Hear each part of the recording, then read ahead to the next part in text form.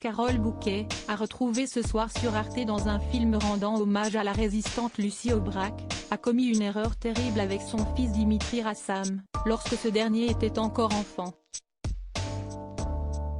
Une anecdote qu'elle racontait dans le documentaire La saga Rassam-Berry.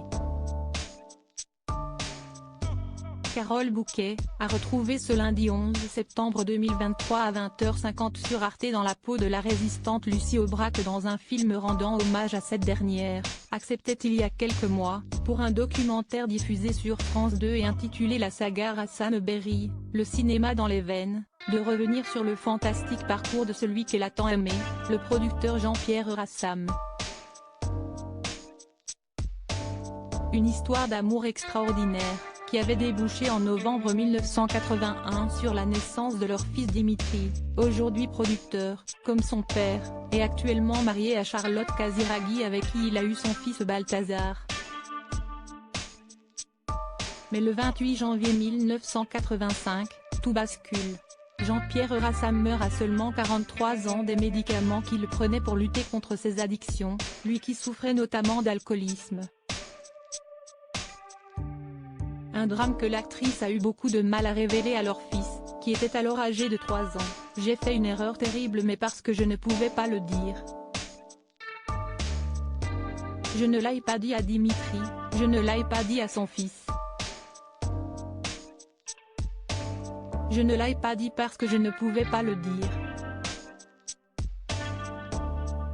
Je ne pouvais pas lui dire ton père est mort.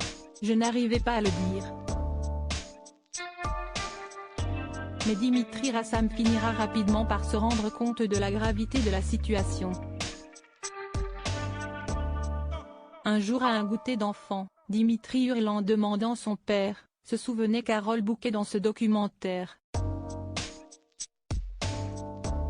Heureusement, le petit garçon a pu compter sur son oncle Paul, le frère de Jean-Pierre Rassam, pour remplir comme il le pouvait ce rôle de père. Il a rapidement pris une place centrale dans la vie de Dimitri, le prenant sous son aile tous les week-ends.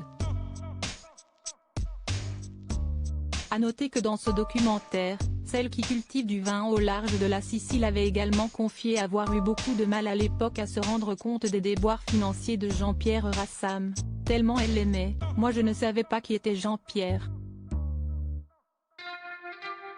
Donc il était ruiné. Tout le monde avait de la peine pour lui. Moi, pas du tout. J'étais complètement admirative et gâteuse. J'étais tellement fascinée par cet homme. » Pour rappel, Jean-Pierre Rassam était un très grand producteur de cinéma, qui a notamment multiplié les collaborations avec les plus grands, comme Jean-Luc Godard, Marco Ferreri ou encore Robert Bresson. Sans oublier Claude Berry, qui est lui aussi mis à l'honneur dans le documentaire précédemment évoqué.